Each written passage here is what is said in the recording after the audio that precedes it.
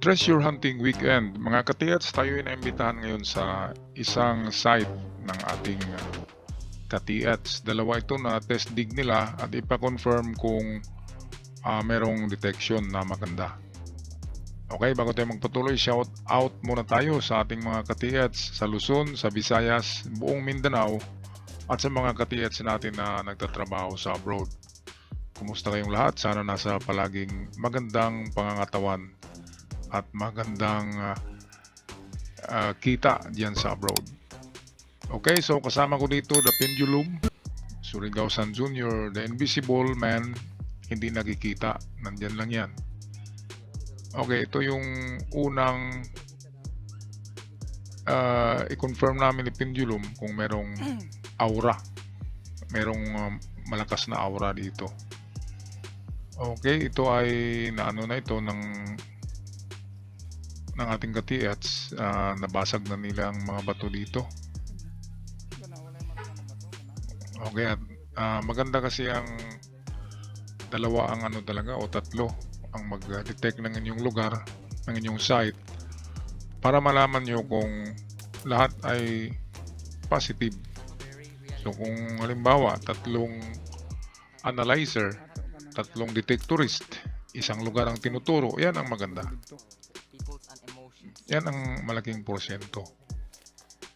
Okay, kaya ito, mga limestones, mga ganitong klaseng bato ay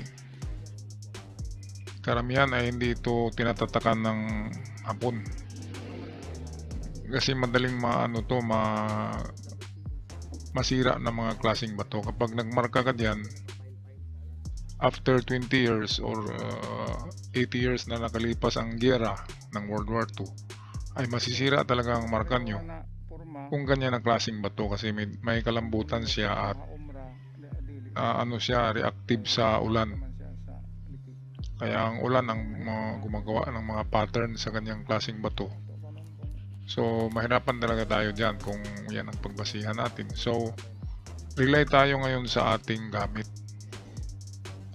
Okay, itong ating humble dowsing rod, pareho lang din ito ng locator mga katiyats. Kung itanong nyo sa mga may locator na mayroong dowsing, ay parehong magtuturo yan.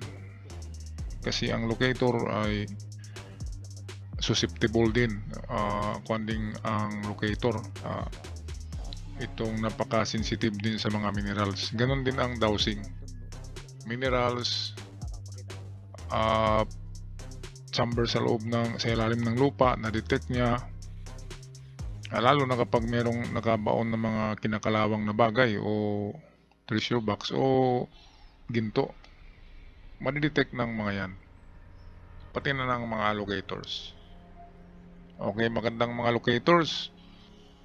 At kung mga locators ang nais nyong bilhin o kahit man scanners at metal detectors, kompleto yan, nariyan sa Bourbon Electronica ang ating suking legit store for treasure hunting.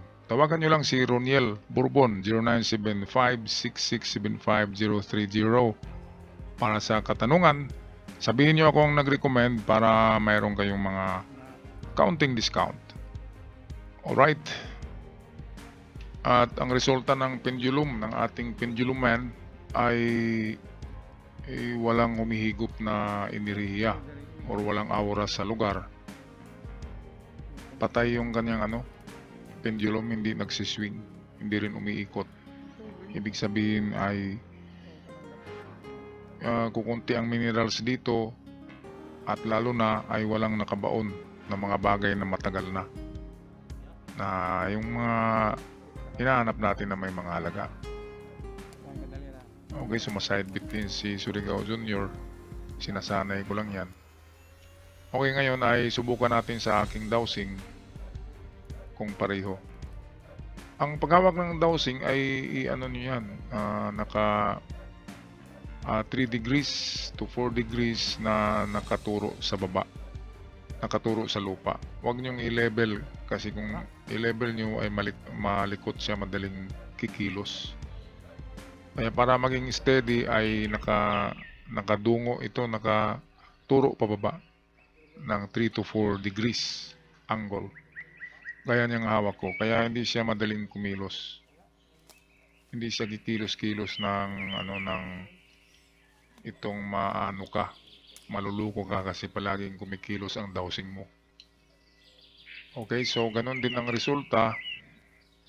Walang humihigop sa ating gamit para siya'y liliko or siya'y babalik. Diretso-diretso lang. So, ibig sabihin, walang detection. So, delete na ito sa listahan. Ito na digging spot. Ito na site ay deleted na.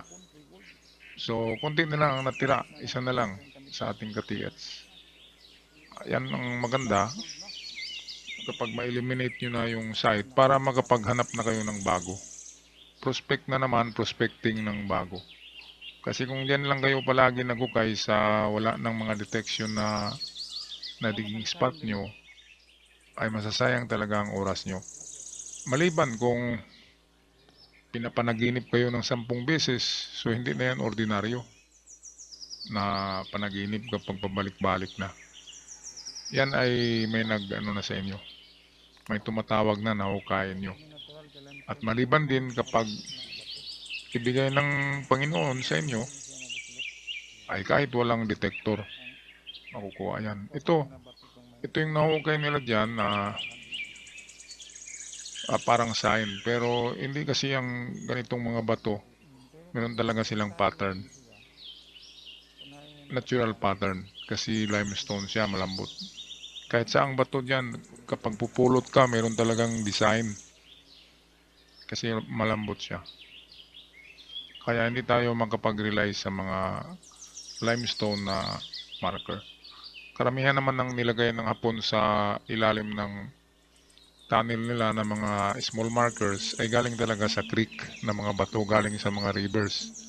At ang mga bato na yon, tinatawag na bantilis, ay matitigas, makikinis, at talagang matigas siya at hindi masisira ng kung ilang taon.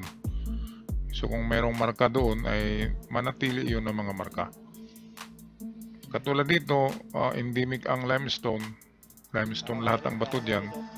So kapag nagukay kayo na meron kayong makuhang mga bato na kasing laki ng ulo, kasing laki ng kamao, mga bato na galing sa river, galing sa creek, alam nyo naman ang mga klaseng bato doon, mga mabilog. Kapag ganyan, ibig sabihin backfill, ibig sabihin ay pwedeng marker ito na merong ibinaon.